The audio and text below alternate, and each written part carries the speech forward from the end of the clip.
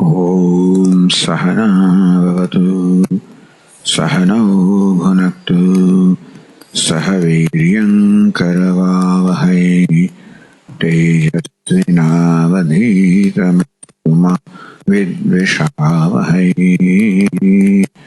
ॐ शान्ति शान्ति शान्तिः। ॐ पूर्णमदः पूर्णमिदं पूर्णात् पूर्णमुदच्यते पूर्णस्य पूर्णमादाय पूर्णमेवावशिष्यते।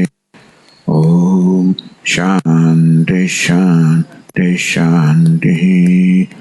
श्रुतिस्मृतिपुराणानाम् आलयं करुणालयं नमामि भगवत्पादं शङ्करं लोकशङ्करं शङ्करं शङ्कराचार्यं केशवं बादरायणं सूत्रभाष्यकृतौ वन्दे भगवन्तौ पुनः पुनः। ईश्वरो गुरुरात्मेति मूर्तिभेदविभागिने व्योमवद्व्याप्तदेहाय दक्षिणामूर्तये नमः।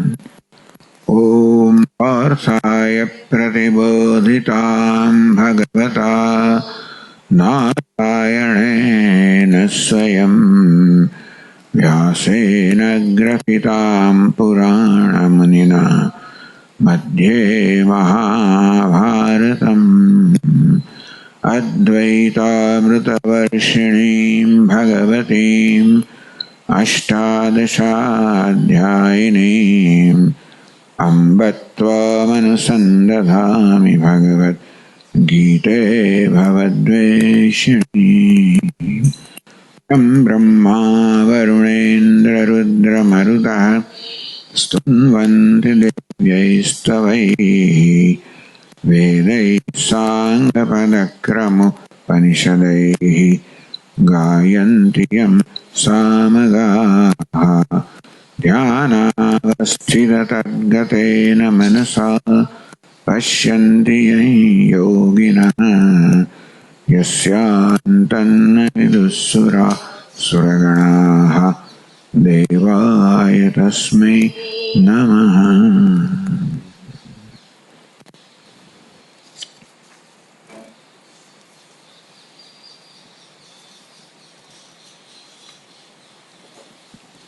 यो मामजमनादिं च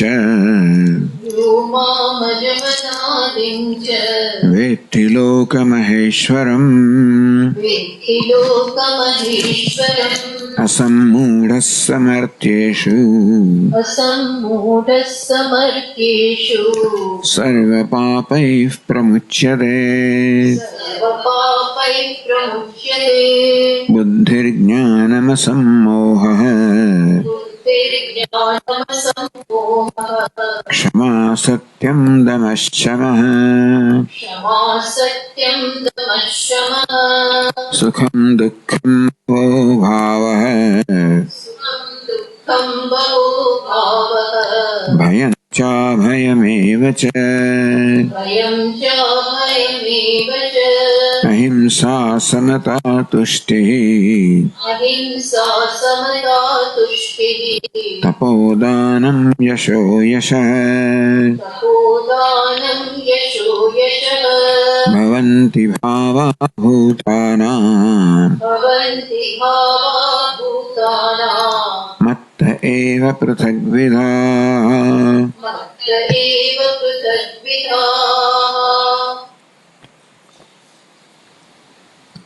यो माम अजम अनादिम च लोकमहेश्वरम च वेत्ति।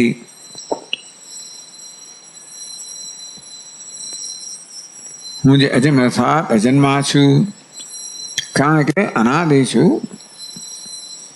અર્થાત મારો કોઈ કારણ નથી નિમિત્ત કે ઉપાદાન કારણ રહિત છું અને સર્વલોક મહેશ્વર છું સર્વલોકનો મહાન ઈશ્વર છું જેની સન્નિધિ માત્રથી જગતમાં સર્વ ચેતન સન્નિધિ માત્રથી જગતમાં સર્વત્ર ચેષ્ટા છે चेतन सत्व स्वभावत्व परमहत्व च अनुमीयते. આમ આ પરમાત્મા છે કારણ કે એની સન્નિધિ માત્રથી સર્વ ચેષ્ટાઓ છે. ચેતન પરમાત્મા છે અને મહાન જગત જે છે એની સન્નિધિ માત્રથી પ્રવૃત્ત છે માટે મહાન છે. મહાન શાસો ઈશ્વર છે મહેશ્વર, જે મહાન પણ છે અને મહાન ઈશ્વર છે. ચકારાત કૂટસ્થ અસંગચિત રૂપમ મામ વેતી. જેમ કૂટસ્થ નિર્વિકાર અસંગચિત સ્વરૂપ છું એવા નિર્વિશેષ મને જાણે છે. કેમ જાણે છે? સાક્ષાત ઇદમ અહમસ્મેતિ સ્વાત્મના વિજાનાતિ. ટૂંકો નિર્વિશેષ પરમાત્મા આત્મતયા જ જાણી શકાય. નિર્વિશેષ પરમાત્માને કોઈ ઇન્દ્રિયોથી ન તત્ર ચક્ષુર ગચ્છતિ ન વાગ ગચ્છતિ મનઃ. આમ જ્ઞાનેન્દ્રિયો કર્મેન્દ્રિયો મન કશાની ગતિ ન કાંઈ આત્મા સ્વરૂપ છે. મારા આવો જે અજન્મા છે, અનાદિ છે, સર્વલોક મહાન ઈશ્વર સન્નિધિ માત્રથી સર્વલોક મહાઈશ્વર છે. અર્થાત જગતને ચેષ્ટા પ્રદાન કરે છે એમાં કોઈ પ્રવૃત્તિ વગર માત્ર નિમિત્ત હોવા માત્રથી એવો મહાન ઈશ્વર છે. તેથી કુટસ્થ છે, અસંગચિત રૂપ છે, એવો સાક્ષાત ઇદમ એવ અહમસ્મિતિ એ જ હું સ્વાત્મના જાનાતિ. આવા પરમાત્માને જે આત્મતયા જાણે છે સર્વ પાપ પ્રમુચ્યતે, એ બધા પાપથી મુક્ત થઈ જાય છે. ચાલો, એટલે આ વસ્તુ કહી એટલા માટે ટીકાકારે આની ઘણી લાંબી ચર્ચા કરી. સરળ વસ્તુ તો એ છે જેમણે કહ્યું કે આ પ્રકારનું જ્ઞાન ધરાવનાર, બ્રહ્મ જ્ઞાન ધરાવનાર ના કિસ્સામાં પાપનો પ્રશ્ન નથી, કારણ કે એમાં કર્તૃત્વ જ નથી. અર્થાત કોઈ કર્મ એના વડે થતું જ નથી. પાપ પુણ્ય કશું કર્મ થતું નથી. એટલે સર્વ પાપથી મુક્ત થઈ જાય છે. એ કેવો લાંબી ચર્ચાનો વિષય જ નથી. આ વાત આગળમાં કહેવામાં આવી હતી કે અપિચેત સુદુરાચાર ભજતે મામનન્ય ભાગ સાધુરેવ સમંતવ્ય સમ્યક વ્યવસ્થિત હોય સહ. એમાં કહેવામાં આવ્યું કે પૂર્વમાં મહાન દુરાચાર્ય હોય તો પણ આ જ્ઞાન થાય ત્યારે કોઈ દુરાચાર રહેતો નથી, ધર્માત્મા થઈ જાય. આ જ્ઞાન ધરાવે છે એ કદાચ અન્યની દ્રષ્ટિએ દુરાચાર કરતો એમ જણાય તો પણ એને કોઈ દુરાચાર સ્પર્શતો નથી. આ બંને રીતે કહે કે પાપનો એટલે ભાઈ કશાનો સ્પર્શ જ નથી. આ થઈ ગઈ છે વાત. એટલે સર્વ પાપ અહીં પ્રમુચ્ય છે, બધા પાપથી મુક્ત થાય છે. પાપ નામની વસ્તુ જ્ઞાની પુરુષને સ્પર્શે જ નહીં. પાપાચરણ વિદુષો ન સંભવતી. કોઈ આચરણ જ વિદ્વાન માટે નથી, કર્તૃત્વ નથી એના માટે. પાપ પુણ્ય કશું આચરણ જ નથી. એટલે યથેષ્ટાચરણ જે કરો એવું હોય તો એ બ્રહ્મજ્ઞાની જ નથી. તો પણ અબુદ્ધિપૂર્વક ક્વચિત સંભવતી. તો ભાઈ ભગવાન કેમ કહે છે જ્ઞાની પુરુષ સર્વ પાપથી મુક્ત થઈ જાય છે, જ્યારે જ્ઞાની પુરુષના કિસ્સામાં પાપનો પ્રશ્ન જ નથી? તો પાપથી મુક્ત થાય એવું કહેવાનું કે એ કહેવાનો પ્રસંગ જ ક્યાં રહ્યો? એટલે જેનું અર્થઘટન કરવામાં આવ્યું એટલે એનો અર્થ એ થયો કે ભાઈ પાપ એને સ્પર્શતા જ નથી. એટલે કહ્યું કે કદાચ અબુદ્ધિપૂર્વકમ ક્વચિત સંભવતી. જેવી રીતે પેલા જ્ઞાની પુરુષ મને કહેવામાં આગળ કે પ્રમાદને કારણે ટૂંકમાં એ ભિક્ષાચરણ કરતો હોય, એકાંતમાં હોય, મૌન રાખતો હોય, શક્ય છે કે એવી જગ્યાએ ભિક્ષા એને મેળવે જે યોગ્ય નથી, કદાચ કે પતિત હોય, દૂષિત હોય, ટૂંકમાં જેનો નિષેધ કરવામાં આવ્યો એવી જાતનો નિષિદ્ધ કર્મ એનો થઈ જાય તો પણ એક કર્મની કોઈ અસર એના પર નથી. એટલે કે અબુદ્ધિપૂર્વકમ કોઈ પ્રકારના ઈરાદા વગર પાપ થઈ જતું હોય તો એને એમ કહેવાય કે બિચારો આ જ્ઞાનથી એ પ્રકારનું પાપ દૂર થઈ જાય છે. એટલે ટૂંકમાં જ્ઞાનેન તસ્ય નિવૃત્તિ, એટલે સર્વ પાપ અહીં પ્રમુચ્યતે ભગવાન કહે છે. એટલે મોટી ચર્ચાનો વિષય થયો કે જ્ઞાની પુરુષના કિસ્સામાં પાપ નામની વસ્તુ હોય જ ના શકે. ઈરાદા પૂર્વકનું પાપ તો હોય જ ના શકે, કારણ ઈરાદો જ નથી, કર્તૃત્વ જ નથી. એટલે પાપનું આચરણ દેખાય એ કરતો હોય તો એને બ્રહ્મજ્ઞાની કહેવાય, એવું કહી દીધું એમણે. એટલે છતાંય પણ સર્વ બધા પાપથી મુક્ત થાય છે એ આપણે સમજવું હોય તો જે અબુદ્ધિપૂર્વકમ કોઈ ઈરાદા વગર પાપ થતું હોય તો જ્ઞાનથી એ પાપથી મુક્ત થઈ જાય છે એવું કહી શકાય.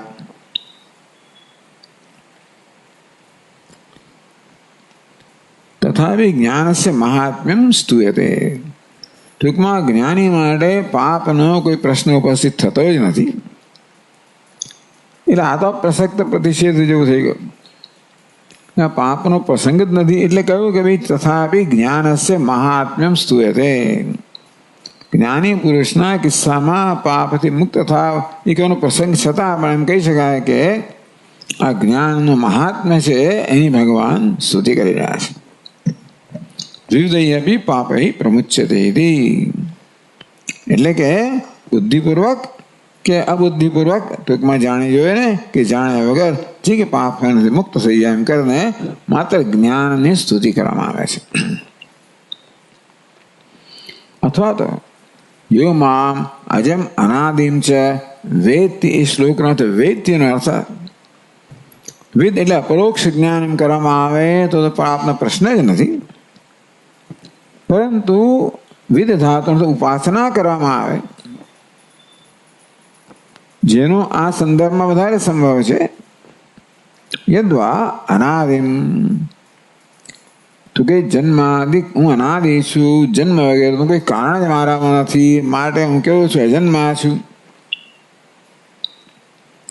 લોક મહેશ્વર છું, નિત્ય ઐશ્વર્ય સંપન્નમ. હવે સગુણ બ્રહ્મની વાત કરીએ તો જે નિર્તિશય અનંત ઐશ્વર્ય સંપન્ન છે. નિગ્રહ, ટૂંકમાં બધા ગુણો કહેવામાં આવે. આને આપણે સગુણ બ્રહ્મની ઉપાસના કહીએ તો પરમાત્માના ગુણ કહેવાય છે. અજન્મા છે, અનાદિ છે, સર્વલોક મહેશ્વર,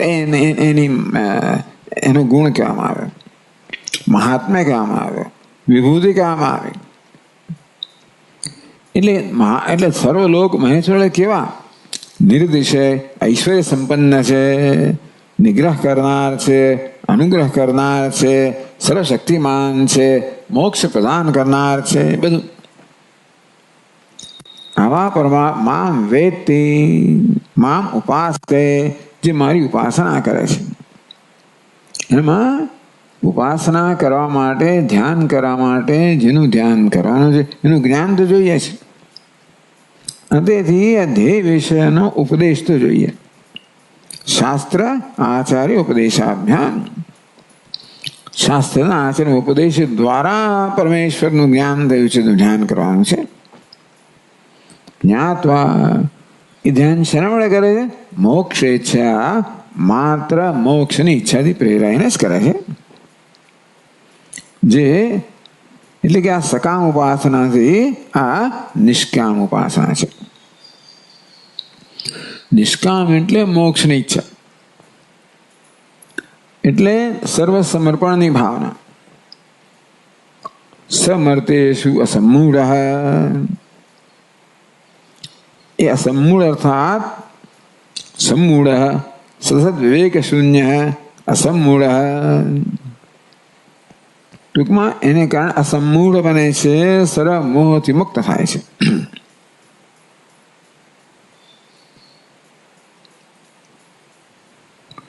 તો હવે આ સમોહ કયો છે? આ દુનિયા વિષયનો કોઈ મોહ એમ નથી. તસ્માત કામાગ્નિના સર્વેષુ દંડખ્યમાનેષુ, એક મોહ કયો છે? પારમાર્થિક મોહથી મુક્ત છે. જો મોહ છે જગતને ન સમજવું એને કારણે ત્યાં આગળ કામના હોય છે, એ પણ મોહ છે. તો यस्मात् कामाग्निना सर्वेषु दंदह्यमानेषु। ટૂંકમાં કામ અગ્નિથી બધા લોકો જ્યારે બળી રહ્યા છે ત્યારે સ્વયં તદ અવિષય ભૂતવા, કારણ કે નિષ્કામ ઉપાસનાથી કોઈ કામનાથી રહિત બન્યો, એટલે કે કામરૂપી અગ્નિનો વિષય નથી. કામરૂપી અગ્નિ એને બાળતો નથી, બીજા બધાને બાળે છે. કે મોક્ષ મેં અપેક્ષ માત્ર મોક્ષની જ અપેક્ષા રાખનારો શ્રદ્ધા ભક્તિ મામ ઉપાસતે, એ રીતે સમૂળ કહેવામાં આવે. આ કામના છે મોહની અભિવ્યક્તિ છે. શોભનાધ્યાસ અધ્યાસ કરવામાં આવે, મળ આકર્ષણ જન્મે વગેરે એ પ્રકારના મોહથી મુક્ત છે. શ્રદ્ધા એટલે એનું મન છે એને આ પ્રકારની કામનાથી કોઈ રીતે વિચલિત થતું ન હોવાને કારણે એની ઉપાસનામાં બરોબર લાગેલો છે, એનો કે એકાગ્રતા છે. મોક્ષ એવ અપેક્ષ માણસ, માત્ર મોક્ષ એક મોક્ષ અપેક્ષા રાખનાર શ્રદ્ધા ભક્તિ માં ઉપાસતે તસ્માદ અસમૂઢ એટલે મદ ભક્ત, એ દુનિયાનો ભક્ત નથી. કામના કોને હોય? જે વિષયોનો ભક્ત હોય. આ વિષયનો ભક્ત નથી, ભગવાન ભક્ત છે. એ રીતે એને અસમૂઢ એટલે સમૂહથી મુક્ત. સર્વ પાપૈ પ્રમુચ્યતે, આ પણ બધા આને માટે કહી શકાય કે બધા પાપથી મુક્ત છે. એટલે કયા પાપ? એટલે કહે છે જન્માંતરિયાણી આધુનિકાની છે. પૂર્વના જન્મના ને આધુનિક જન્મના પણ મન વચન કાયાથી જે કર્મ થયા હોય બધા પાપથી, તો જ્ઞાનોત્પત્તિ પ્રતિબંધક,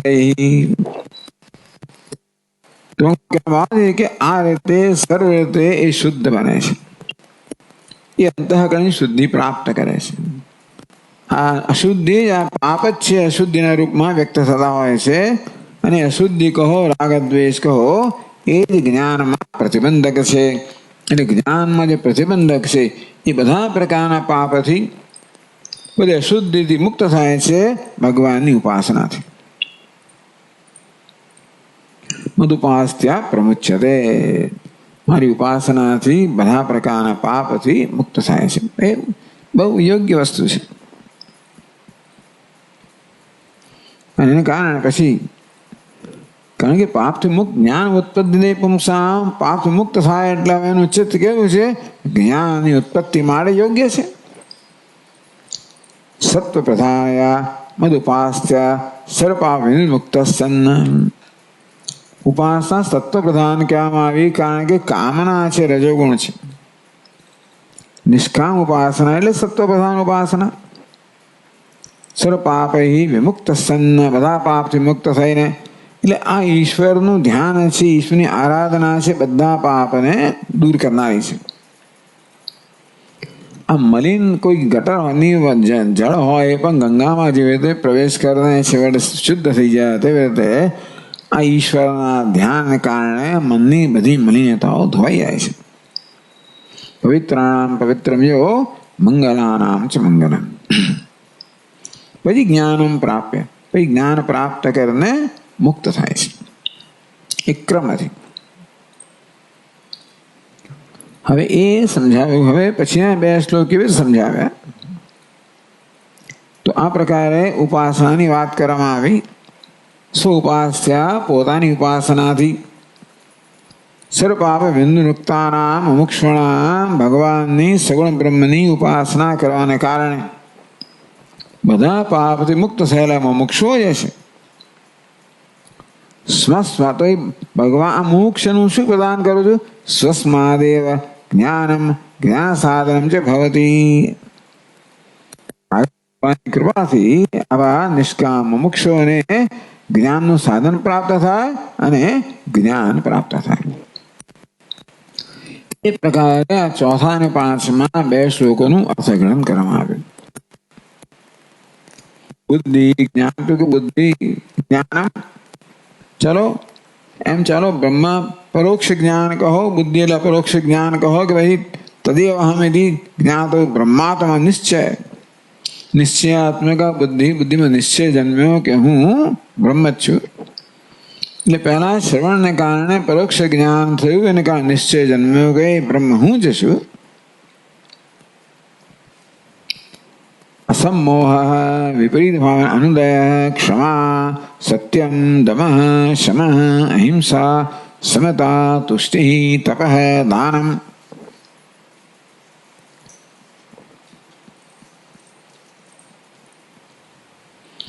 मनोवाक् कायकर्म प्राणायाम अपीडनम अदंडनम अपीडनम બરાબર છે.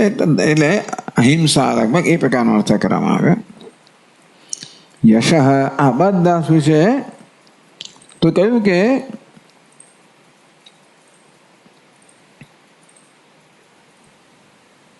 બુદ્ધ્યાદિ યશોંતાની મુક્તિ સાધનાની बुद्धि ज्ञान असम्मोह क्षमा सत्यम दमः शमः यशः. એટલા માટે દમઃ સમય ત્રીજી પંક્તિ લેવામાં આવી. અહિંસા સમતા તુષ્ટિ તપો દાનમ યશો યશ. કારણ કે આ બધા સદગુણો છે પહેલી પંક્તિના સદગુણો સાથે જાય છે. ટીકાકાર એટલા માટે એ બધાને સાથે લીધા કે આ બધા કેવા છે? બુદ્ધ્યાદિ યશોંતાહ, બુદ્ધિથી મળીને યશ સુધીના. એટલે પહેલી અને ત્રીજી પંક્તિમાં જે સદગુણો દર્શાવવામાં આવ્યા. મુક્તિ સાધનાની આ બધા કેવા છે? શું છે? મુક્તિના સાધન છે.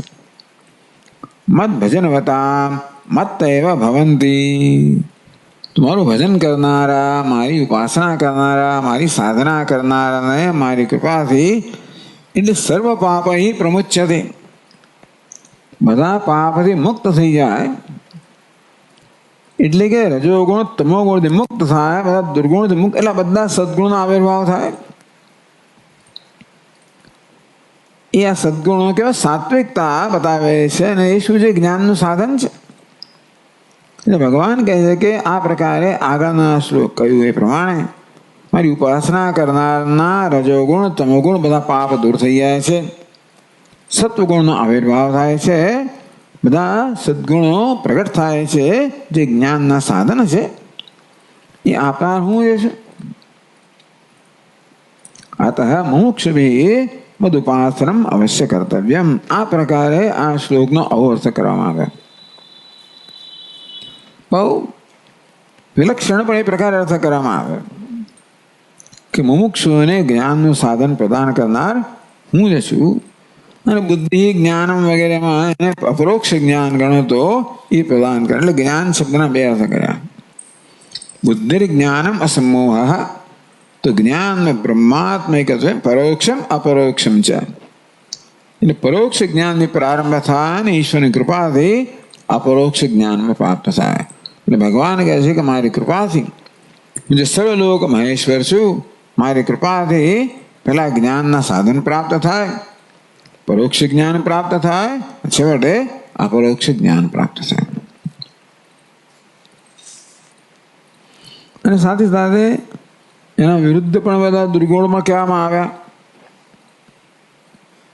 અબુદ્ધ્યાદિ અયશોંતા, એટલે કહ્યું કે ભાઈ યશો યશ, યશ પછી અયશ કહ્યું, સુખ પછી દુઃખ કહ્યું, ભવ અભાવ કહ્યો, અભયમ ભય કહ્યું. એટલે બધાની અંદર સમજી લેવાનું, બુદ્ધિ અબુદ્ધિ વગેરે સમજી લેવાનું, જ્ઞાન જ્ઞાન. આમ દરેકની અંદર આ પ્રકારે એક આવે નકારાત્મક પ્રત્યય લગાડી દેવાનો, નહીં લગાડી દેવાનો. અબુદ્ધ્યાદિ અયશોંતાહ, આ બધા કેવા છે? બંધ હેતવ. રજોગુણમાંથી તમોગુણમાંથી જન્મરા આ દુર્ગુણો છે એ બંધ છે. તમે શું વળી ચાલો, પણ એ હોય એટલે માણસ બધા દુઃખના કારણ છે. આ બધા બંધ હવે તો ગુણાહા મત ભજન સુતો, મારું ભજન કરનારા, મારી ઉપાસના કરનાર છે, એમના સદગુણો દ્વારા જ્ઞાન પ્રાપ્ત થાય છે. અને જે મારી ઉપાસના ન કરનારા છે, મત ભજન ભજન શૂન્યના, જેને જેનું મને સ્થાન નથી, એવા પ્રાણીના, તો એમને આ પ્રકારના જે બંધ કરનારા દુર્ગુણ છે પણ મારાથી પ્રાપ્ત થાય છે એવું કહ્યું. अतः मुमुक्षुभिः मदुपासनम अवश्यम कर्तव्य. मारे मुमुक्षुए मारी उपासना अवश्य करवी જોઈએ. मदुपास्त्य सर्वपाप निवृत्ति ज्ञानं च ससाधनं सिद्ध्यति इति भावः. मारी उपासना થી બધા પાપની નિવૃત્તિ, જ્ઞાન સાધન અને જ્ઞાન ઉત્પન્ન થાય છે.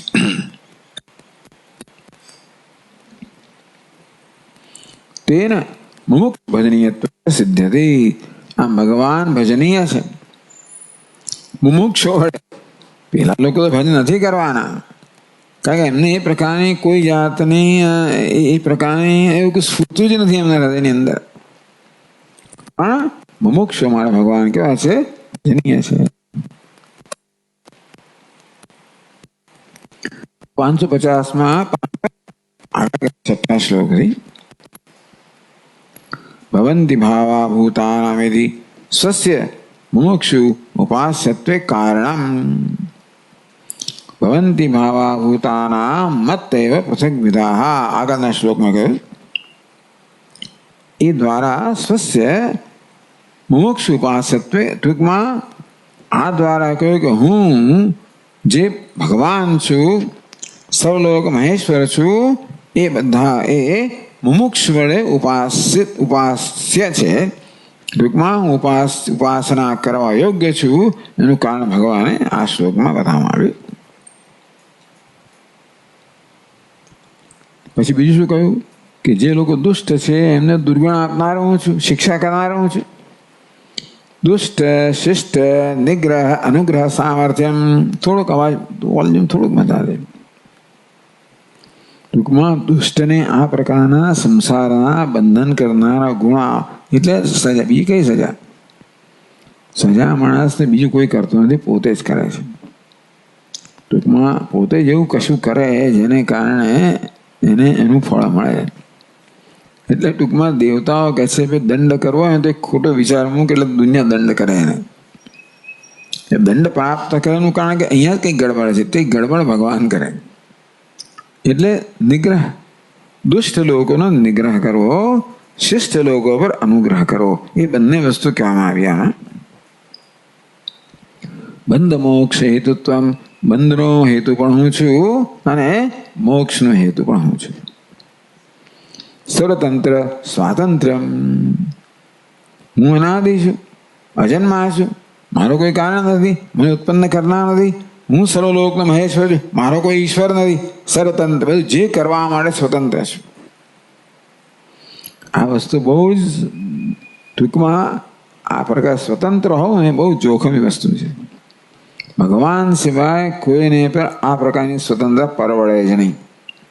એ સ્વતંત્રતા મારે છે. ભગવાન કેમ સર્વતંત્ર સ્વતંત્ર? કે સંપૂર્ણતા નિષ્કામ છે, પૂર્ણ છે, નિષ્કામ છે, સર્વ પ્રકારની અપેક્ષાથી રહિત છે, એને કોઈ અપેક્ષા નથી. નિગ્રહ કરવો, અનુગ્રહ કરવો, જે કરવાની આવશ્યકતા હોય એમાં કોઈ વ્યક્તિગત એજન્ડા કે પ્રયોજન જ નથી. નમ ભગવાન તો એને એ પ્રકારની સ્વતંત્રતા પાલવે કે પોસાય. બાકી સ્વતંત્રતા જ મારી નાખે છે બધાને. દુનિયામાં સ્વતંત્રતાનો દુરુપયોગ છે ને એ બધું નુકસાન કરનારું છે ને. એટલે સાચા અર્થમાં સ્વતંત્રતા એક ભગવાનને છે ને જ્ઞાની પુરુષનો. યદા સર્વે પ્રમુચ્યંતે કામા યસ્ય હૃદયસ્થિતા. કામના એ પરતંત્રતાની નિશાની છે, કામના વિમુક્ત છે. એટલે સર્વતંત્ર સ્વાતંત્ર્યમ. સર્વજ્ઞત્વ, હું સર્વજ્ઞ છું, સર્વેશ્વર છું. એથી શું છે? તો આવું કહ્યું નથી. આમ તો સર્વલોક મહેશ્વર કહ્યું એટલે સર્વેશ્વરત્વમાં આવી ગયો. પણ અનુગ્રહ નિગ્રહ કરવા ક્ષમતા ધરાવે છે સદગુણ દુર્ગુણ માટે. એ ક્યારે થાય? સર્વજ્ઞ હોય તો જ થઈ શકે. કશી વસ્તુ કોઈને પ્રદાન કરવી એના માટે બધું જ જ્ઞાન જોઈએ. સર્વજ્ઞ હોય તો જ આને શું યોગ્ય છે શું નથી એ પ્રકાર નક્કી થઈ શકે. માટે એની સર્વજ્ઞતા પણ આ દ્વારા સૂચિત થઈ. સૂચયિત્વા આટલા આ છેલ્લા શ્લોકમાં આ પ્રકારે સૂચન કરવામાં આવ્યું. અધુના સામાન્યેન સ્વવિભૂતિમ મંદ પ્રજ્ઞાના ઉપાસનીય વસ્તુ નિર્દિશતી. હવે સામાન્યન સ્વવિભૂતિ એટલે સામાન્યતા પોતાની વિભૂતિનું વર્ણન કરે છે. મંદ પ્રજ્ઞાના ઉપાસનીય વસ્તુઓને મંદ પ્રજ્ઞ છે એને ઉપાસના કરવા માટેની વસ્તુનો પણ નિર્દેશ કરે છે. પછીના એટલે 2 શ્લોકમાં કહે છે મહર્ષિ महर्षयः सप्त पूर्वे चत्वारो मनवस्तथा मद्भावा मानसा जाताः येषां लोक इमाः प्रजाः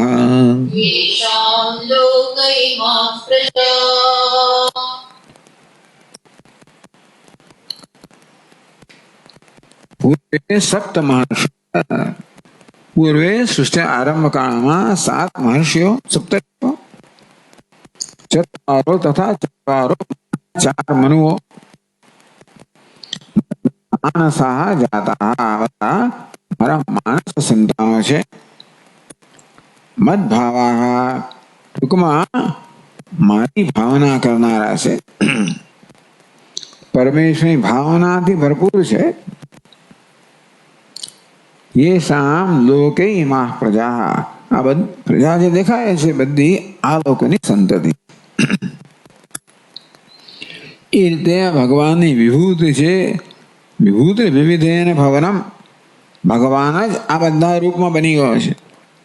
जे प्रजा आपणने दृश्यमान छे बधी प्रजाना छेवटे पूर्वजो सप्तर्षिओ छे अने मनुओ एनी आ बधी प्रजा छे. अंतेथी आ बधी मारी अभिव्यक्ति है, मारी विभूति है એવું કહેવામાં આવે. તો સામાન્યને સામાન્યતા પોતાની વિભૂતિનું દર્શન કરવામાં આવ્યું. તો ટીકા કહે છે પૂર્વે સર્વેભ્ય પૂર્વ બધાએ કરતા પહેલા સર્વેભ્ય પ્રાક્તના સૌથી પહેલા સપ્ત ભગવાદેવ तो आ सप्तर्षि दरेक दरेक બધા મન્વંતરમાં બદલાતા હોય છે. અત્યારે છે ભૃગુ ભૃગુમ મરી છે મત્રીમ છે પુલસ્ત્યમ પુલહમ કૃતમ વસિષ્ઠમ છે મહાતેજા સોસુજન મનસા સુતાન. ભગવાને આ બધાને મહાતેજા ભગવાને સ મહાતેજા મનસા સુતાન અસુજત. ભગવાન મહાતેજસ્વી છે એમણે પોતાના મનથી આ 7નું સર્જન કર્યું. ભૃગુ મરીચી અત્રિ પુલસ્ત્ય પુલહ ક્રતુ વસિષ્ઠ. કામ ભૃગવાદય વસિષ્ઠાંતા ભૃગુજનો આદિ છે અને વસિષ્ઠમાં જેનો અંત આવે છે એવા મહર્ષિ. બાકી બીજામાં કશ્યપો અત્રે ભરદ્વાજો વિશ્વામિત્રસ્ય ગૌતમઃ જમદગ્નિર વૈશિષ્ઠસ્ય સપ્તૈતે ઋષેદ. કશ્યપથી માણીને વશિષ્ઠ સુધીના એ પણ સપ્તર્ષિઓ બીજા મન્વંતરમાં હોય. તો આ પ્રકારે સપ્તર્ષે ભૃગવાદ એમને ભૃગવાદ વશિષ્ઠાંતા કહે એટલા મન્વંતરના હોય. મહર્ષય ગઈકાલે જ ગયા એમના દિવસ ઋષિ પંચમી આ મહર્ષિઓનો દિવસ. મહર્ષય महर्षय सप्त पूर्वे सप्त महर्षय तथा चत्वारो मन तथा तेज पूर्वे पूर्व प्राक्तना प्राचीना. नहीं तो एम कहवा कि हमना करता प्राचीन मनवा છે મનુઓ છે. प्राचीना स्वयं मनवस्य आम तो 14 मनु કહેવાય છે પણ 4 મनु સાવરણી વગેરે એ 4 મનુઓ છે સ્વયંભૂ મનુ. ये 4 मनु जैसे मम जगत सृष्टि ब्रह्म तो मानसा जाता. બધા કેવા છે તો કે મનસ જાતા માનસા એટલે મનસો જાતા મનથી જન્મેલા છે. मम जगत सृष्टि ब्रह्मण संकल्पात्मका मनसो जाता टूंकमा भगवान संकल्प मात्र थी जन्मेला छे તેથી એમાં બીજો કોઈ પ્રકારનો પ્રયત્ન નથી કે બીજા પ્રકારનું પાપ નથી એટલે માત્ર સંકલ્પની જ ઉપજે છે. એટલે આ જે સપ્તર્ષિઓ છે ને 4 મનુઓ છે આ પ્રકારનું મહત્વ ધરાવે છે કે ભગવાનના મન સંકલ્પમાંથી જન્મેલા છે. બાકીની પ્રજા એમના દ્વારા ઉત્પન્ન થઈ. તતેવ મદ્ભાવા મમ પરમેશ્વરસ્ય સ્વરૂપત્વેન ભાવ્યંતે મદ્ભાવા. ટૂંકમાં એમને પણ પરમેશ્વર માનવામાં આવે છે. આ સપ્તર્ષિઓ પણ એવા છે કે મનુ એવા છે કે મારા માનસ સંતાનોના કારણે મમ પરમેશ્વર સ્વરૂપત્વેન ભાવ્યંતે એ પણ ભગવાનનું સ્વરૂપ એ પ્રકારે જેમના વિશે ભાવના કરવામાં આવે છે એવી ઉત્કૃષ્ટ છે. મમ વિભૂતિ ટૂંકમાં મારી વિભૂતિ છે એમ કહેવામાં આવ્યું. લોકે ઇમા યેષામ લોકે ઇમા પ્રજા જેમની લોકમાં આ બધી પ્રજા છે. લોક એટલે કે લોકત્રિતય ત્રણેય લોકની અંદર યેષામ ઇમા પ્રજા ઇમા આ બધા યેષામ ભૃગવાદીનામ સ્વયંભુવાદીનામ છે. આ સપ્તર્ષિ અને 4 મનુઓ છે તેમના એટલે એમને સંબંધિત ઇમાહા સર્વત્ર પા દેખાય છે સર્વત્ર પરિદૃશ્યંતે સ્થાવલિંગાત્મિકા પ્રજા બધી જ પ્રજા. ટૂંકમાં તમે બધું વર્ણન વાંચો ને તો પેલી કે સાપ ઉત્પન્ન થાય એટલે આ બધામાંથી બધી પ્રકારની પ્રજા જન્મ્યા. માત્ર મનુષ્યો જ નહીં પરંતુ સ્થાવર જંગમાં વૃક્ષોથી માણીને વનસ્પતિ માણીને આ બધા જીવજંતુ જે કાંઈ છે બધા આમાંથી ઉત્પન્ન થયા. એવું જોરદાર કામકાજ છે ટૂંકમાં. એટલે દક્ષ પ્રજાપતિને આટલી પત્નીઓ છે એમાંથી આ તો પેલા પેલું છે એમ કરતા કરતા આ બધા એમાંથી જન્મ્યા. એ રીતે બૃહદારણ્યકમાં વર્ણન કરવામાં આવ્યું ને. મનુ શત્રુપા પહેલું દંપતી હતું. એમાંથી પછી બધે તો શત્રુપા આ બની ગયા મનુ પેલું બની ગયો શત્રુ પેલું બની ગયા મનુ પેલું બની ગયા એમ કરતા કરતા બધા જ પ્રકારના એને બધી યોનિમાં એ બની ગઈ. મનુથી ભાગી જવા મળે પછી બનુ એ પ્રકારમાં આમ બધી યોનિમાં ઉત્પત્તિ થઈ એ પ્રકારે વર્ણન કરવામાં આવે. એટલે ટૂંકમાં સૃષ્ટિના પ્રારંભમાં આ પ્રજાપતિ પોતે જ મનુ શત્રુપા રૂપે પ્રગટ થઈને સમગ્ર પ્રજા ઉત્પન્ન થઈ એવું કહેવામાં આવે. તો એ સંબંધીને એમાં સર્વત્ર પરિદૃશ્યંતે સ્થાવરજંગમ જે બધી દેખાય છે બધી પ્રજા આમાંથી ઉત્પન્ન થયેલી છે. એ સરા વિભૂત ટૂંકમાં જો સપ્તર્ષિ અને 4 મનુ મારી વિભૂતિ હોય મારા માનસ પુત્ર છે મારા ભાવના ધરાવના છે તો પછી એમાંથી ઉત્પન્ન થયા બધી પ્રજા પણ મારી જ વિભૂતિ છે મારી જ અભિવ્યક્તિ છે. એ તેના ચરાચરાત્મક વિશ્વસ્વરમ માં બ્રહ્મણ વિભૂતિ આ ચરાચર વિશ્વ છે હું બ્રહ્મ છું પરમાત્માની વિભૂતિ જ છે. વિભૂતિ એવ એ સૂચિતમ ભવતી આ પ્રકારે સૂચન કરવામાં આવ્યું. એવમ આત્મીયમ યોગજમ ઐશ્વર્યમ વિભૂતિમ ચ પ્રતિપાદ્ય. પોતાનું ઐશ્વર્ય બતાવ્યું અને વિભૂતિ બતાવી. યોગજમ ઐશ્વર્યમ પોતાના યોગમાંથી જન્મેલું ઐશ્વર્ય અને જેમાંથી આ બધા સપ્તર્ષિ વગેરે ઉત્પન્ન થયા અને પછી એમાંથી બધા ઉત્પન્ન થયા. એટલે યોગને પોતાનું સ્વરૂપ કહેવાય. યોગ આગળ સમજાવશે પણ ટૂંકમાં આ સર્વજ્ઞત્વ સર્વેશ્વરત્વ આ બધું છે ને યોગ કહેવાય. ભગવાનનું જે સ્વરૂપ છે એના પરિણામે જે થયું બધી વિભૂતિ છે. એટલે આ યોગજમ ઐશ્વર્યમ એમના યોગમાંથી ઐશ્વર્ય સર્વતંત્ર સ્વાતંત્ર સર્વજ્ઞત્વ સર્વેશ્વરત્વ વગેરે આ બધું જે કહ્યું ને ભગવાનનું ઐશ્વર્ય છે. એ ભગવાન યોગમાંથી સ્વરૂપમાંથી મૂળ શક્તિમાં જન્મેલું ઐશ્વર્ય એમાં જન્મેલા આ બધી વિભૂતિ પ્રતિપાદ્ય એતદ્વયમ એટલે આગળ યોગ કહેવામાં આવ્યો મદભાવ એટલે ભવંતી ભાવા ભૂતાના મત્તેવ પૃથક વિધા યો મામ અજમનાદિમ ચ વેત્ય લોક મહેશ્વરમ. આ દ્વારા ભગવાન યોગ બતાવવામાં આવ્યો અને છેલ્લા 2 શ્લોકોમાં વિભૂતિ બતાવવામાં આવી. પ્રતિપાદ્ય એતદ્વયમ સમ્યક વિદિતવતઃ. યોગ અને વિભૂતિનું જે સમ્યક યથાર્થ જ્ઞાન ધરાવે છે તદ્વેદનસ્ય છે ફલમાહ. તો એ જ્ઞાનનું શું ફળ મળે છે એ ભગવાન કહે છે પછીના શ્લોકમાં 7મા શ્લોકમાં. एतां विभूतिं योगं च मम यो वेत्ति तत्त्वतः सोऽविकम्पेन योगेन युज्यते नात्र संशयः.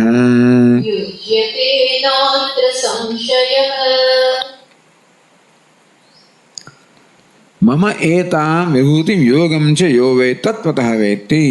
मम એટલે મારી, હું એટલે કોણ? નિર્વિશેષ પરમાત્માની આ યોગ અને વિભૂતિ જે યથાર્થતા જાણે છે એ અવિકલ્પ યોગથી યુક્ત થાય છે, એમાં કોઈ પ્રકારનો સંશય નથી. એટલે આ જે કહી રહ્યા છે નિર્વિશેષ ભગવાને બધું કહી રહ્યા છે. કહે છે મમ નિર્વિશેષસ્યૈવ પરસ્ય બ્રહ્મણઃ. આ બધો યોગ વિભૂતિ કોની છે? પરમાત્મા નિર્વિશેષ પરમ બ્રહ્મની છે. મમ એટલે નિર્વિશેષસ્યૈવ પરસ્ય બ્રહ્મણ. અપર બ્રહ્મ નહીં, પરબ્રહ્મ. સવિશેષ નહીં, નિર્વિશેષ બ્રહ્મ. એતામ પ્રતિપાદિતામ વિભૂતિ. વિભૂતિ શબ્દને યોગ શબ્દના અર્થો હવે સમજાવે આ શ્લોકમાં આવે. વિભૂતિ અને યોગ શબ્દનો પ્રયોગ તો કર્યો ભગવાન સમજાવે છે. આ એટલે શું? પ્રતિપાદન કરવામાં આવ્યું. આ એટલે જે વર્તમાન બતાવે છે, પણ ખરેખર તો ભગવાને આગળના શ્લોકમાં પ્રતિપાદન કર્યું એટલે ભૂતકાળ થઈ ગયો. આવી શૈલી છે આ એટલે હમણાં જ જેનું વર્ણન કરવામાં આવ્યું, જેનું પ્રતિપાદન કરે એ વિભૂતિ. ચલો વિભૂતિ શબ્દનો અર્થ હવે સમજાય. માયા વિવિધાકારણ ભવનમ વિભૂતિ. ભૂ એટલે ભવનમ, વિ એટલે વિવિધ, વૈવિધ્યેન ભવનમ કે વિવિધાકારણ ભવનમ વિભૂતિ. કેવી રીતે? માયા. આ ભગવાન અનેક બની ના શકે. ભગવાન નિર્વિકાર હોવાને કારણે એનામાં અનેક બનવાની કોઈ ક્ષમતા જ નથી, એ પ્રકારનું કારણ જ નથી. નિર્વિકાર છે, અનેક બની ગયા તો માયા. એટલે માયા વિવિધાકારણ ભવનમ સૌ કામયત બહુશ્યામ પ્રજાએ વગેરે. ટૂંકમાં આ એક સંકલ્પ બન્યો માયાને કારણે અને ભગવાન બહુ બની ગયો. એટલે આ પ્રકારે બહુ બની જવું. વિવિધાકારણ ભવનમ વિભૂતિ. વિવિધ આકારે બની જવાને વિભૂતિ કહેવામાં આવે. કે કામયત પરમાત્મા કામ બની જવું. તામ સર્વાત્મનામ. આ મારી વિભૂતિ છે, હું જ આ રીતે બની ગયેલો છું. વિભૂતિ નથી. ભગવાન કહે છે કે હું જ આ બધા આકારમાં હું પોતે જ બની ગયેલો છું. સર્વાત્મા એટલે હું સર્વના આત્મા છું. જેમ સુવર્ણ કહે કે હું જ બધા અલંકારના આકારમાં બની ગયો. અલંકાર વિભૂતિ એટલે શું? સુવર્ણ કહે કે આ બધા વિવિધ આકારમાં હું જ બની ગયો છું. અર્થાત અલંકારનો હું જ આત્મા છું. સર્વાત્મતામ યોગમ આયા યોગજમ ઐશ્વર્યમ. આગળ કહેવાનું સર્વજ્ઞ સર્વશક્તિ એટલે સૃષ્ટિ સ્થિતિ અદન પ્રવેશ નિયમન નિગ્રહ અનુગ્રહાદિ સામર્થ્યમ. સામર્થ્યને યોગ કહેવામાં આવે. તો માયા યોગજમ ઐશ્વર્યમ આ પ્રકારનું ઐશ્વર્ય ભગવાનના સ્વરૂપમાં નથી, પણ માયાને કારણે છે. તો સૃષ્ટિ સર્જન કરવું, સ્થિતિ પાલન કરવું, અધર્મ સંહાર કરવો, પ્રવેશ કરવો, નિયમન કરવું, નિગ્રહ કરવો, અનુગ્રહ કરવો માટે તમારે સર્વશક્તિમાન હોવું જોઈએ, સર્વજ્ઞ હોવું જોઈએ. સર્વજ્ઞત્વમ, સર્વશક્તિમત્વમ, સર્વતંત્ર સ્વતંત્રત્વમ આ બધું આવે છે. આ બધા ઐશ્વર્યને યોગ કહેવામાં આવ્યો. એ ઐશ્વર્યના પરિણામે જે થાય છે એને વિભૂતિ કહેવામાં આવી. માયા યોગ જેમ આ પણ એ માયા યોગ રૂપી યોગ છે, એમાંથી જ જન્મેલું ઐશ્વર્ય છે. અને માયાને કારણે વિવિધ પ્રકારે બનવાનું છે, વિભૂતિ છે. આ યોગ અને વિભૂતિને માયાની ઉપજ છે. ભગવાનમાં એના વાસ્તવિક સ્વરૂપમાં આવવાનું કશું નથી,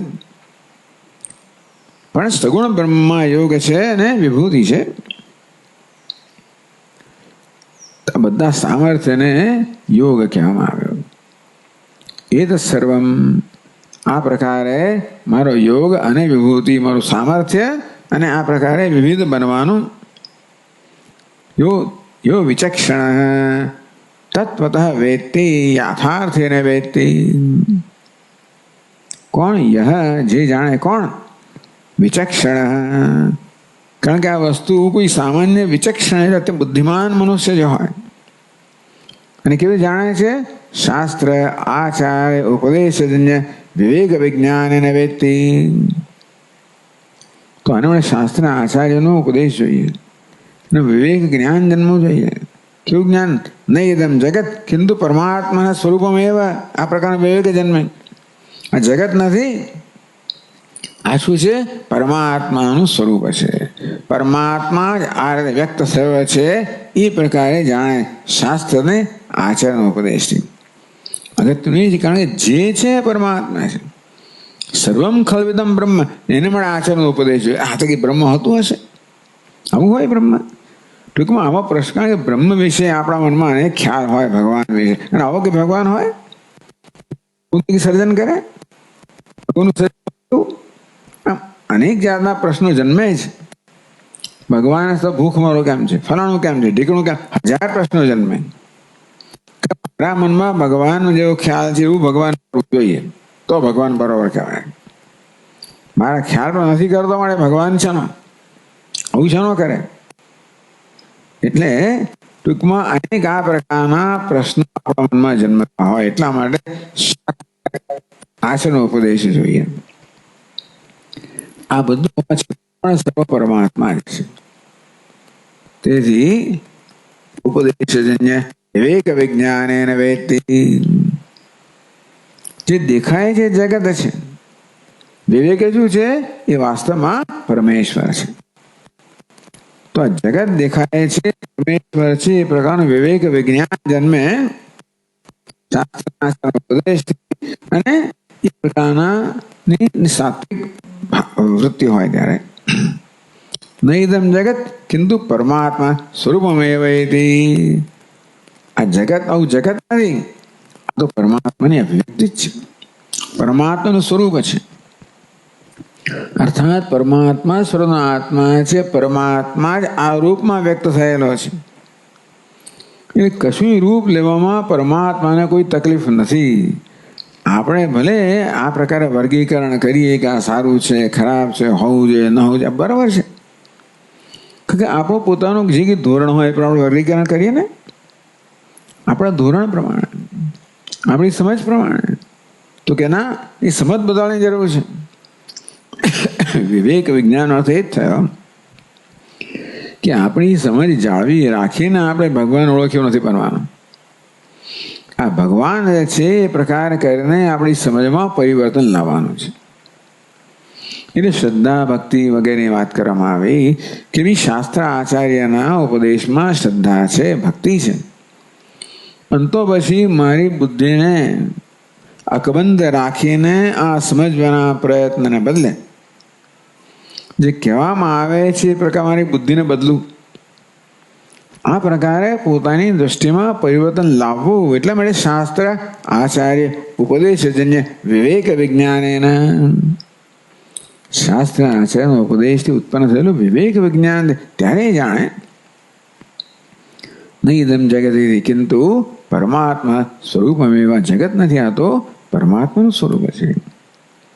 ઇતિ મત સર્વ મત સ્વરૂપત્વેન, આજે મારું સ્વરૂપ છે તો હું બધાનું સ્વરૂપ છું, મારી અભિવ્યક્તિ છે, મારા સિવાય કાંઈ જ નથી. સર્વમ ખલ્વિદમ બ્રહ્મ, સર્વ જે છે બ્રહ્મ છે. એટલે એને માત્ર મિથ્યા તરીકે પણ નહીં, મિથ્યા તો ખરું જ, પણ જે છે બ્રહ્મ કઈ રીતે છે, એની અંદર કયો અંશ બ્રહ્મ છે. હા, કેવી રીતે પ્રત્યેક નામરૂપ ગમે તે નામરૂપ હોય તો પણ, એટલે માત્ર આ અલંકાર છે એ બસ સુઘડ હોય તો જ એ સોનું છે, અને ઘાટઘૂટ વગરનો હોય એટલે સોનું નથી, એવું નથી. સોનું તો ઘાટઘૂટ વાળામાં આવે ને ઘાટઘૂટ વગરમાં આવે. કોણે કંઈ અણઘડે બનાવ્યું કે સુગડે બનાવીને પર આધાર રાખે છે, પણ સોનાને કોઈ વિરોધ નથી. અને માટે એના ઘાટ પરથી કે નામરૂપ પરથી એના વિશે નિર્ણય કરવાનો નથી, પરંતુ એ નામરૂપનો જે સત્વ છે એના પરથી નિર્ણય કરવાનો છે. કે નામરૂપ કોઈ રીતના સત્વમાં આંચ નથી લાવતું. નામરૂપ ગમે તે હોય તો પણ પૂર્ણપણામાં કોઈ આંચ આવતી નથી.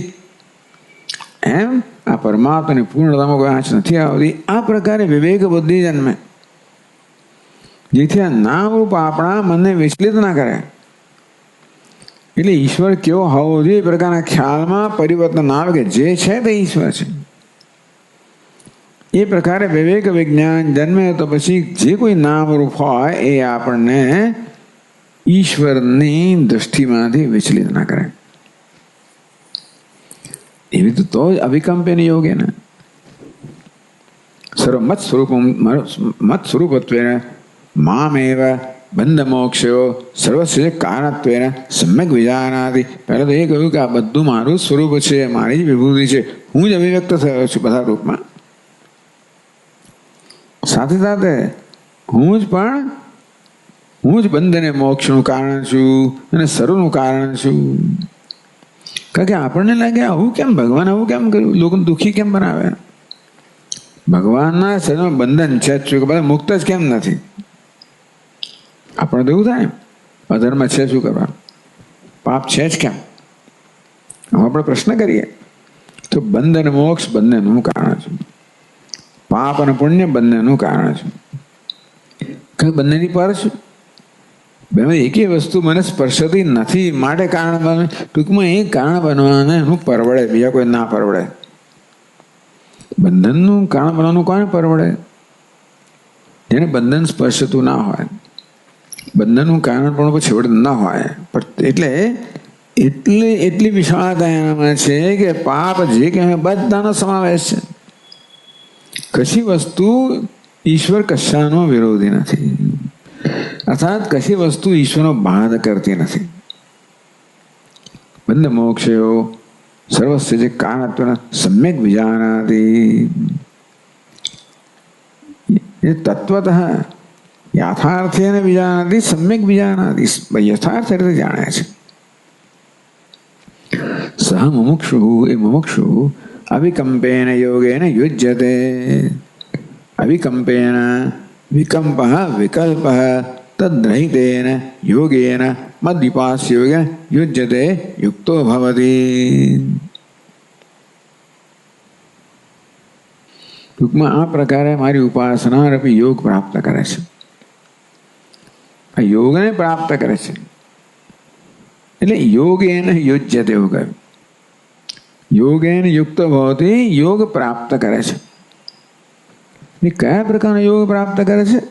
બધું ઉપાસ્ય યોગે, મારી ઉપાસના રૂપી યોગને પ્રાપ્ત કરે છે. કેવી ઉપાસના?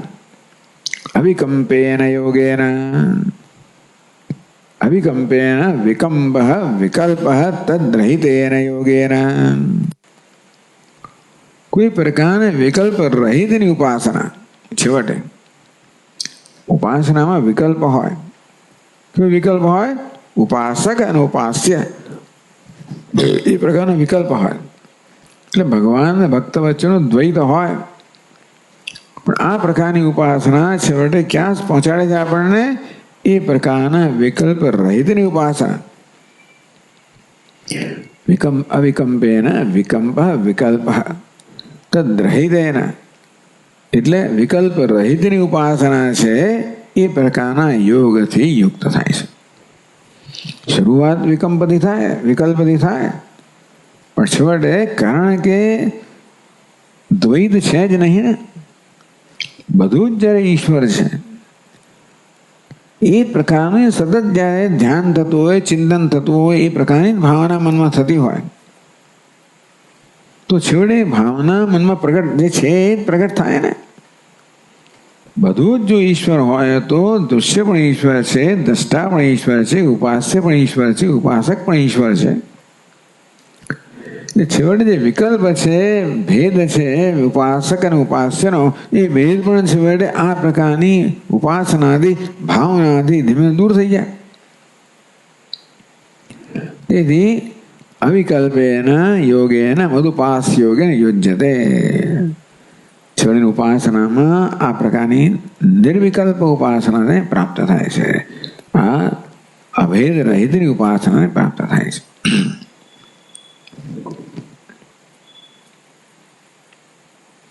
નાત્ર સંશય એટલે શું? મોક્ષેચ્છયા સર્વત્ર વિરક્તો ભૂત્વા શ્રદ્ધા ભક્તિભ્યામ વાસુદેવ સર્વમિતિ સર્વત્ર મદબુદ્ધ્યા મામ ઉપાસ્તે. તો અવિકલ્પ યોગ, અવિકલ્પ ઉપાસનાને પ્રાપ્ત થાય એટલે શું પ્રાપ્ત થાય? મોક્ષેચ્છયા, એકમાત્ર મોક્ષની ઈચ્છાથી પ્રેરાઈને સર્વત્ર વિરક્તો ભૂત્વા, એને બધા પ્રત્યે વૈરાગ્ય જન્મે છે. શ્રદ્ધા ભક્તિભ્યામ, શ્રદ્ધા અને ભક્તિથી વાસુદેવ સર્વમિતિ સર્વત્ર મદબુદ્ધ્યા, મદબુદ્ધ્યા વાસુદેવ બુદ્ધ્યા મામ એ ઉપાસ્તે ન. આ પ્રકારની ઉપાસના કરે છે. સર્વત્ર સર્વમ વાસુદેવ સર્વમ, એ પ્રકારની જ મારી જ બધી જગ્યાએ મારી જ બુદ્ધિ, એ પ્રકારની બુદ્ધિ, એ પ્રકારની દ્રષ્ટિથી ઉપાસના કરે છે. ન તો સંશય, ટૂંકમાં આ પ્રકારની સ્થિતિ પ્રાપ્ત કરે છે. ધ્યાનમાં આ પ્રકારની સ્થિતિ પ્રાપ્ત કરે છે કે છેવટે વાસુદેવ સર્વમિતિ, વાસુદેવ સર્વ છે એ પ્રકારની બુદ્ધિ કે એ પ્રકારની દૃષ્ટિ એ પ્રાપ્ત કરે છે. એમાં કોઈ પ્રકારનો સંશય નથી. એ છેવટે જ્ઞાનને પ્રાપ્ત કરે છે. આ ઉપાસના પરિણામે એ અભેદનું જ્ઞાન પ્રાપ્ત કરે છે. મુમુક્ષુ શ્રમ સંન્યસ્ય શ્રવણાદિનિષ્ઠયા મય ઉપાસતે તત્ર સંશયો ન કર્તવ્ય. આ ઉપાસના છે શું પરિણામે છે? એ નિર્વિશેષ જ્ઞાનમાં પરિણમે છે. આ મુમુક્ષુ છે સર્વમ સંન્યસ્ય, બધાનો ત્યાગ કરીને શ્રવણાદિનિષ્ઠયા, શ્રવણ વગેરે નિષ્ઠ થાય છે. મામ ઉપાસતે તત્ર સંશયો ન કર્તવ્ય. શ્રવણાદિનિષ્ઠયા કહે છે તો શ્રવણ મનન તો સામાન્ય રીતે નિર્વિશેષ પરમાત્માના જ્ઞાનના સાધન કહેવામાં આવે. જોકે શ્રવણ સાધન તો ઉપાસનામાં હોઈ શકે, પણ આ પ્રકારે જે તત્વતઃ નારદ જાણે છે એ આ પ્રકારે નિર્વિકલ્પ ઉપાસનાને પ્રાપ્ત કરે છે. હું કોઈ સંશય નથી. એટલે શ્રવણાદિનિષ્ઠયા મારી ઉપાસનાથી તો એમ જ કહેવાય કે મારી ઉપાસના કરે છે એ શેમાં એમાં કોઈ સંશય નથી. અર્થાત એનામાં મારા સિવાય બીજું કશું રહેતું જ નથી. વાસુદેવ સિવાય કશું જ પણ એના ચિત્તમાં રહેતું નથી. એ પ્રકારની નિર્વિકલ્પ ઉપાસના કરે છે એવું પણ કહી શકાય, અથવા તો એ નિર્વિકલ્પ તત્વનું જ્ઞાન પ્રાપ્ત કરે છે એમ પણ કહી શકાય. એથી અત્ર સંશયો, એટલે આ પ્રકારની ઉપાસના જ્ઞાનમાં પરિણમે છે એમાં કોઈ સંશય ન કરવો જોઈએ. આવી જાતની ઉપાસના જે છે એ છેવટે નિર્વિશેષના કે અદ્વિતીય જ્ઞાનમાં પરિણમે છે એમાં કોઈ સંશય ના કરવો જોઈએ. કારણ કે એમાં સંશય થાય ને ઉપાસના તો બરાબર છે, ઉપાસના જ્ઞાનમાં પરિણમે છે એ વસ્તુ થશે કે નહીં, તો કે એમાં કોઈ સંશય ના કરવો જોઈએ. એક તો તમે ઉપાસના પ્રારંભ કરશો એટલે નિર્વિકલ્પ ઉપાસના પરિણમે છે, અને મુમુક્ષુ શ્રવણાદ નિષ્ઠ થઈને છેવટે જ્ઞાન પ્રાપ્ત કરશે, એ બધામાં કોઈ સંશય નથી. એટલે ભગવાન કહે છે કે હું મોક્ષ સાધન પણ પ્રદાન કરનાર છું અને મોક્ષ પણ પ્રદાન કરનાર છું. આ રીતે એ પણ કહી શકાય એવું ભગવાને આ શ્લોકમાં કહ્યું, એ પણ અર્થઘટન થઈ શકે.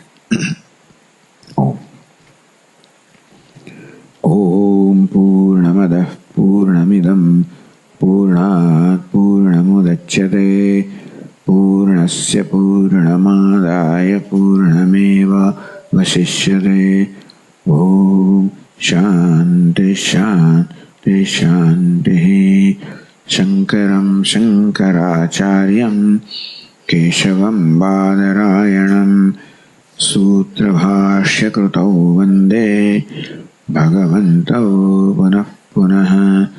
ઈશ્વરો ગુરુરાત્મેતિ મૂર્તિભેદવિભાગિને વ્યોમવદ્વ્યાપ્તદેહાય દક્ષિણામૂર્તયે નમઃ.